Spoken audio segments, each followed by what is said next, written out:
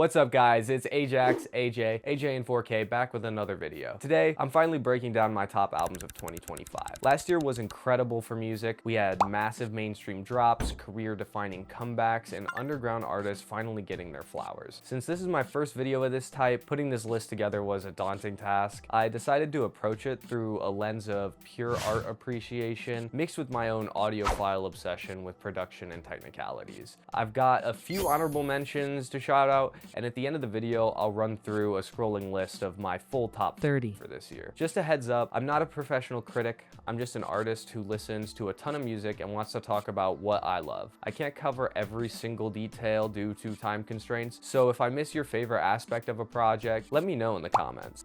Before we dive in, please don't forget to like, subscribe, and check out my other videos. I'm also an artist myself. You can find my work on Instagram in the description. Plus, I just dropped my first instrumental and have new music on the way, so show some love on SoundCloud or check the track right here on the channel. With all that said, let's get into the list. Alrighty guys, so now I'm gonna go through some albums this year that I think deserve some shout outs. Some albums that I think killed it, even if they weren't the best of the year, and they definitely deserve some attention. There's also one album here that I think deserves no praise whatsoever, and that would be Some Sexy Songs for You by Drake and Party Next Door. Look, Drake is Drake. He needs no introduction beyond his name and the fallout from last year's Kendrick battle. Then you've got Party Next Door, an OVO mainstay who's been around since 2006. He's got the credentials from Kanye and Big Sean collabs to writing Rihanna's work. He's not Drake level famous, but he carries his own weight. As for the album, I don't even know where to start. I'm not usually an R&B guy, especially when it's this kind of half-assed pop adjacent slop. It really is aggressively boring. It's so slow it makes me want to swap my eardrums for Bluetooth headphones playing literally anything else. The soundscapes are uninspired, and Drake's 1,000 times over delivery is beyond stale. We get some truly bottom tier Latin fusion on Meet Your Padre, which is painful to sit through. Spider-Man's Superman gets a shout out, and Pimmy's Dilemma is actually a fun interlude. Mostly because neither of the main artists are on it, and I prefer it that way. Nokia is also unironically a banger, memes aside, but those are some very few and far between highlights. Honestly, re-listening to this for the review was a chore. It feels like Drake trying to recreate Scorpion with even less effort somehow, just in a different lane. Unsurprisingly, nothing from this project came even close to making it into my lifetime rotation. But moving away from last year's misses, my first honorable mention goes to Detours by Scamps. Full disclaimer, I can't be unbiased here. I actually designed the cover art for this project, and you can check out the process video on my YouTube and Instagram linked below. Bias aside though, these guys are St. Louis natives. They've been dropping singles and EPs consistently for 5 years, and that long-term chemistry absolutely radiates through the music. Watching the band grow up alongside me and then deliver a project of this caliber was honestly inspiring. The production is crispy and clean, a massive step up from the typical lo-fi indie sound, and the guitars are just fantastic. Sonically, the album flows perfectly from start to finish. The lyrics, filled with nostalgia, romance, and longing, mesh beautifully with the instrumentals. At different points, you'll catch vibes ranging from a modern Beach Boys to The Strokes, or even some Radiohead-esque atmospheres. It's impressive how they blended these influences into such a cohesive, catchy project. I have to shout out the groovy guitar lick on Rewind and the incredible conclusion to the title track. My personal favorite, though, has to be Price I Pay. It gives off those classic hey-ho vibes, but feels more raw and sentimental, capturing the struggle of trying to find your place in life. Headlights, Brain Fog, and Burn For You are also essential listens. The only reason this isn't higher is that time was working against it. It dropped on December 26th, putting it right past my official ranking cutoff, but it's too good not to recognize. Next up is an album that only missed the main list because I didn't catch it until after 2025 ended, though if I had, it would have been near the top, and that's Tether by Anastasia, and I'm sorry if I'm pronouncing that wrong. She's relatively new, having only dropped her debut EP in 2023, but the sheer volume and consistency of her output since then is staggering. Since discovering her debut album, it's been on constant repeat. It is incredibly intimate, raw, pure, and so close sounding it feels like I'm sitting in the room while she's recording. The mic placement must have been perfect because the audio gives you a courtside view of her performance. That proximity is fitting. It makes you feel like the sole listener, perfectly conveying the sense of loneliness in the writing. That raw feel is accentuated by stripped back instrumentals that remind me of Mount Erie's Dawn or A Crow Looked at Me, minus the sheer trauma of the latter. Anastasia's vocals are stunning, echoing echoing Nina Simone but with a raspy country blues edge that adds layers of emotional depth. While there are flashes of brightness suggesting a better future, the majority of the project is a deep soul fest of bluesy sadness. The track list is stacked with highlights. Be Kind is a perfect intro, offering a slightly uplifting instrumental that contrasts beautifully with her heavy, depressing delivery. Villain is one of those deeply intimate moments with a great build. I wish I could make music that made people feel this in the room with me. Take Care of Me features great guitar work and lyrics that move past a simple request into a desperate, longing plea. Slow is another emotional standout with an ethereal ending that feels like an ascent into heaven. Then there's Silk and Velvet, which gives me major Black Country New Road vibes with its slow burn progression and massive emotional climax. Finally, Believer feels like a point of realization and change bottled into a single track. It's an inspiring end to a devastatingly beautiful project. My final honorable mention is Miffle's Goodbye World. Miffle is a Polish artist crafting a sound that sits somewhere between the hauntology of The Caretaker, James Leland Kirby, and a much warmer, more acoustic yet eerier version of Ani Hotrick's Point Never. The album is schizophrenic nostalgia embodied. If Everywhere at the End of Time is the sound of dementia, this is the sound of being buried in the depths of depression over loss of childhood. It's chaotic yet peaceful, an abstract ensemblage of noise that sounds like the distorted echoes of a mall you visited as a kid. It's a nostalgic breakdown in audio form. Despite the chaos, the project is surprisingly cohesive. Each track flows into the next so seamlessly that you never lose your place. The intro is incredible, a buildup of fuzz and static that reaches a point of irremembrance. I love the tape cuts. The samples feel hauntingly familiar yet impossible to place. It's the backrooms come to life, sounding like a broken record player fighting for its life through my speakers. Just a heads up, this is not background music you can work to. It's designed to evoke loneliness, emptiness, and a profound sense of loss. I can't even shout out specific tracks because the project functions as one continuous shifting memory. Some moments like Digital Blizzard blast your ears with pure sensory overload, while others hit you with the blissful, eerie nostalgia of the intro. I actually dreaded re-listening to this, but in a way you dread a heavy masterpiece like Mount Erie's A Crow Looked at Me, not a low-effort project like that Drake record. Sonically, it's dirty, it's almost audiophile gross with the feedback and the fuzz, but that's the point. It feels like true memories trying to fight their way through the physical limitations of the human mind.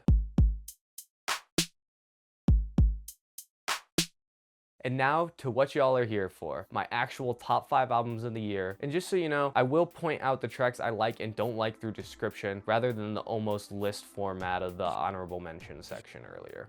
At number 5, we have a bit of a surprise. As I've made clear, I am not usually an R&B guy, but Nourished by Time's The Passionate Ones completely caught me off guard. Based in Baltimore, Nourished by Time crafts a sound that is synthy, nostalgic, and occasionally chaotic. He's been on a trajectory similar to Anastasia, releasing singles since 2022 and dropping the acclaimed Erotic Probiotic 2 in 2023. What makes this more exciting to me than traditional R&B is the influence. Most modern R&B leans into the 90s, 2000s hip-hop, which isn't really of my lane. This, however, reaches back to the late 80s and early 90s. It's got a pop sensibility and a lusty Michael Jackson energy that I actually vibe with. While I give The Weeknd credit for the 80s resurgence, this is my favorite progression of the retro aesthetic thus far. The album features a lower fidelity than others on the list, but that rougher edge actually enhances the retro feel. There are some jarring transitions, but generally it flows so well that you start to pick up a narrative arc. His delivery is smooth and suave, yet underpinned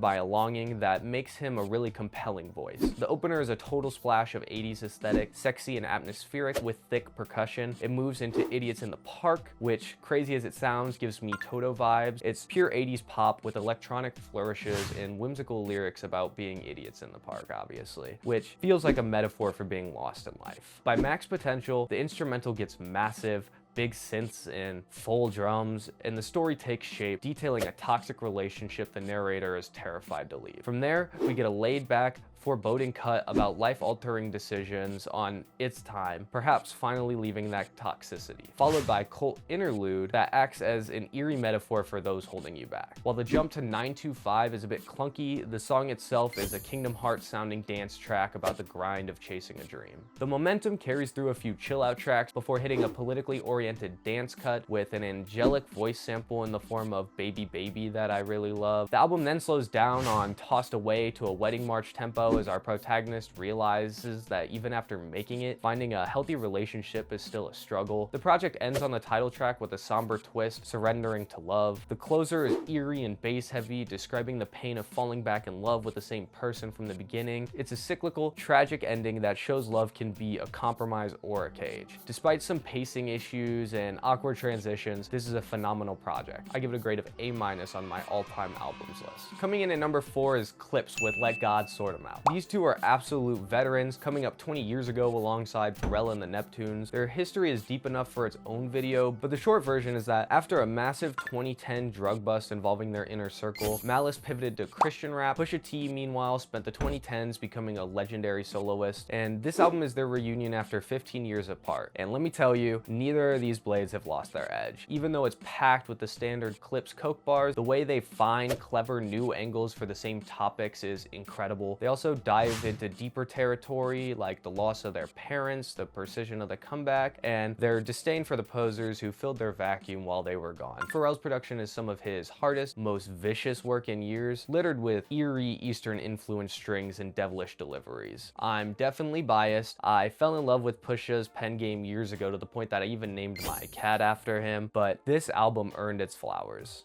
The project opens with The Birds Don't Sing, a beautiful liturgical reflection on their late mother and father. John Legend's chorus is a bit overblown for my taste, but the Stevie Wonder sample at the end is perfectly on theme. It's followed by Chains and Whips, which is creepy, electronic, and rubbery, feeling like a spiritual successor to My Name Is My Name. It features a lethal Kendrick Lamar verse and eerie lyrical motifs from Pharrell. Then we get a slower, rattling track with one of the best rap performances I've ever heard from Tyler, the Creator, complete with a high action instrumental shift that is just masterfully executed on POV. The midsection gets even grittier, So Be It is backed by a haunting sitar and what sounds like reverse drums, where Malice laces his threats with religious motifs. The delivery here is just mean. It does include that Travis Scott diss, which feels a bit weak, but the mean man energy is undeniable. I'll be honest, I wasn't a fan of the lead single Ace Trumpets, despite the devilish strings. The Diamond Look Like PP bar is just beneath writers of this caliber. However,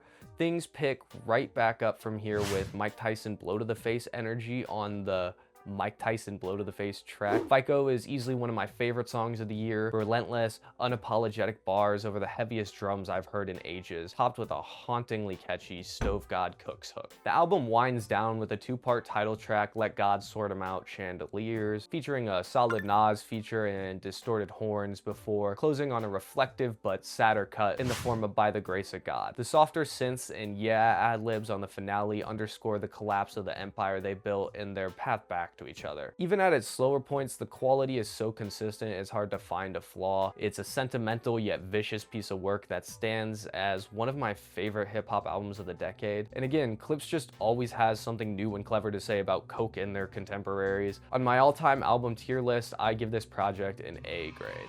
At number 3, we're heading to Norway for Honningbarna and their 7th LP, Soft Spot. This band has been grinding since 2010, but this project is a total masterclass in aggression. When I first heard it, it felt like what I imagined snorting a line is like, straight energy and adrenaline to the dome. It hasn't left my rotation since midway through last year. The sound is a 2000s post-hardcore pop-punk fusion, but dialed up to an over-the-top extreme. What's impressive is the clarity. Even through the cooked overdrive of the guitars, you can hear every synth and sound effect in the mid-ground. The vocals have that quack scream reminiscent of a band like Slint or La Dispute, which perfectly keys you into the impact of the lyrics. I had to rely on translation since I'm not fluent in Norwegian, but the raw emotion transcends the language barrier. The album opens with a quiet spoken word piece reflecting on childhood and the frantic realization of how time slips through your fingers. It builds into a grumbling bass that leads into a literal punch to the face on track 2. From there, the tempo is breakneck. Track 3 explores staying true to yourself over frantic arpeggios, while track 4 hits with an earth-shattering heaviness that feels like a mental breakdown over a lost friend. There's a shift towards a brighter, almost pop-punk sound on track 5. It's the easiest listen on the album, featuring some of my favorite abstract lyrics about swallowing universes, but the meanness returns quickly. Track 6 is apocalyptic, screaming about the soul-crushing nature of a 9-to-5, while track 7 dodges the grenade pull of life's crash out with clever wordplay. The middle of the record provides a moment of clarity clarity, like the start of a come down, before track 9 drags you back into the chaos with anti-wealth anthems and violent protests. Track 10, Red Bic, is a standout moment of burning bridges with those who fake care about your career. By the time you hit the 9 Inch Nails-esque rave sounds of the penultimate track, the message is clear: embrace the future so fiercely that you'd kill Jesus to stay on this earth. The closer ties it all together, choosing a chaotic path over a calm future simply because no one can tell you how to live. Compared to their previous record, Animorphs, everything here is catchier and more rhythmic. The sound is also just a tad more clean than their previous project, and it's heavier than the Clipse record aforementioned. This project is incredibly relatable for anyone in their early 20s trying to navigate a changing world. It's chaotic, catchy, and exactly the project I needed last year. A+ masterpiece on my all-time album tier list. Coming in at number 2 is my favorite jazz rap project of this year, and maybe one of the best concept rap albums I've ever heard. That would be McKinley Dixon's Magic Alive. McKinley is a Maryland artist who's been dropping high-level jazz rap since 2016, but this 5th LP is something special. To be honest, I wasn't hooked on the first listen. It's so dense with instrumentation and lyrical motifs that it actually turned me off initially, but with every repeat, I fell deeper in love with the luscious, complicated arrangements and the story hidden within. The narrative reminds me of Good Kid, Mad City in the sense that the sequencing is a bit abstract. The how and when of the plot are often left to the listener, but even with that non-linear flow, the album is sonically seamless. The mixing is incredibly crisp. Even in the most hectic moments, every sound stands out. It explores heavy themes, the weight of your upbringing, the agony of loss, and how easy it is to be consumed by greed when you find a shortcut to power. The journey starts with a summery folk-influenced sound on Watch My Hands, strings, piano, and community vibes. We're introduced to the magic, a literal power a younger character discovers. By track 2, Sugar Water, the story gets dark. After a friend is lost to street shenanigans, the magic is used to bring him back to life, but in a zombie-almost form. From there, the protagonists get drunk on power. Instead of using this gift for good, they use it to flex and save themselves from the consequences of their own actions. The music shifts to reflect this descent. You'll hear dark, whining brass reminiscent of Charles Mingus on Crooked Stick, followed by an experimental explosion on Recitative, where Teller Banks delivers a vicious, aggressive verse over electronic grumbles. By the middle of the record, the zombie friend becomes a metaphor for the ugliness of selfishness. The characters realize they should have let this memory live through their actions rather than forcing a hollow version of him to exist. The production continues to shine with thick brass and gospel-inspired chants, leading into a realization that their greed is malicious. Listen Gentle really hammers the message home. The character admits he's killing himself, his old values, just to bring back friends who wouldn't even recognize the man he's become. After a final aggressive tempo shift and tragic community loss on the title track, the album closes with a ride into the sunset vibe on Could Have Been Different. The characters finally choose to let their loved ones live on the only way possible in the real world, through stories and memory. This is a fantastic project. The way the themes are set up early and then dismantled through a mix of jazz, experimental rap, and even hardcore adjacent energy is brilliant. The story is an incredibly interesting way to present these ideas to the listener, and the whole project is clear, it's full, and it's deeply human. Even though we've never had the magic powers of the main character, this story is also deeply relatable through its themes. Finally, even though the story might not be linear, this album flows so well from front to back. By the time that it's over, you feel like you haven't even left the intro track. Great effort from McKinley Dixon, and I graded this project with an A+ on my all-time tier list. And finally, the number 1 spot of 2025 goes to an album that has been on constant repeat since the second it dropped. It's soul-crushing, beautiful, and completely unhinged. That would be Geese's Getting Killed. These New York City natives have been grinding since high school, and while they almost broke up after graduation, the success of their last LP, 3D Country, kept them going. This is their first project since their guitarist left for school, and I feel that the lead vocalist Cameron Winters is really excelling in his own lane. His delivery is incredible, like a more cynical, sarcastic John Lennon. Sonically, Geese sits at the midpoint between the chaos of Black MIDI and the emotional weight of Black Country New Road. Bringing in a veteran like Kenny Beats for production was a masterstroke. The sound is full, the instrumental appreciation is off the charts, and the mix is, and I mean this, legendary. It has that Abbey Road quality where I can hear this sounding just as crisp and an impressive 60 years from now. The opener Trinidad is explosive and threatening, featuring a repetitive JPEG Mafia refrain that perfectly signals the band's wide-ranging influences. It transitions into Cobra with a lighter, Spanish-influenced guitar, a loser's romantic anthem where Cameron begs to be both his partners, Jesus and their disciple. Husbands Shifts into a heartbreaking, intimate look at a toxic relationship as well as toxic masculinity, finding a silver lining in the line, line. There's a horse on my back and I may be stomped flat, but at least my loneliness is gone. The title track reminds me of Mark's theme from Ants from Up There by Black Country New Road. It really encapsulates the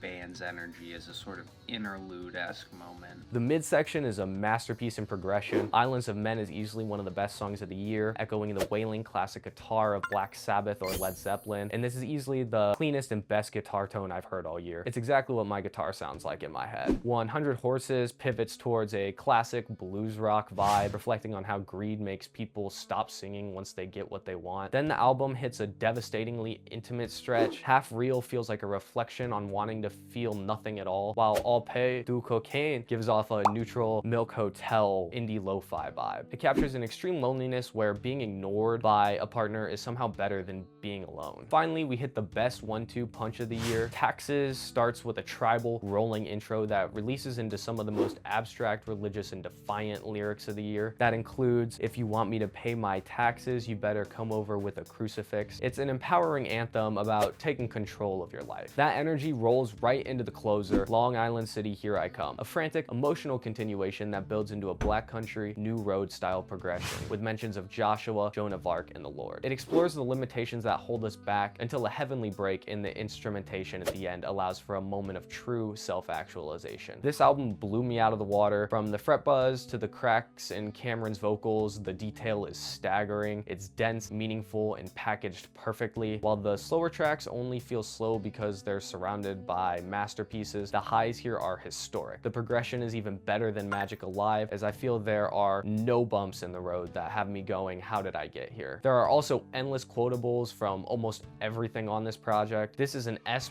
on my all-time tier list, and I don't say that lightly. This is handily the best album of the year.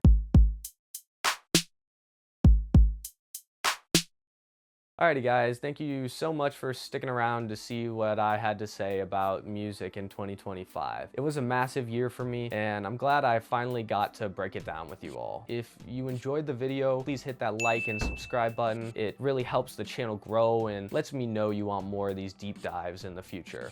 Also, I wanted to say thank you to my friend Builds by Caden for the help with the thumbnail as well as the editing for this video, as well as my brother, he goes by Izanagi on YouTube, for help with the editing. You can find both of their links in the description below. I also wanted to say, if you enjoyed the video, please share this with your friends. That would really help give me some views as well, and I would really appreciate it. And I want to hear from you too. What was your favorite album of the year? Was it something on this list, or did I miss a gem? Drop your favorite in the comments below. I'm always down for a good music conversation. And if you haven't already, make sure to follow my art page on Instagram. I've been trying to stay consistent with posting the stuff I'm working on, and I've linked all this in the description below. I really appreciate when you guys check out my art process videos. It's awesome to see that you're into all that side of my work as well. Also, keep an eye on the community tab. I'm planning a collab video with some friends later this month that you won't want to miss. Finally, show some love on SoundCloud and check out my latest instrumental. You can also find it right here on my YouTube channel. Both are linked below.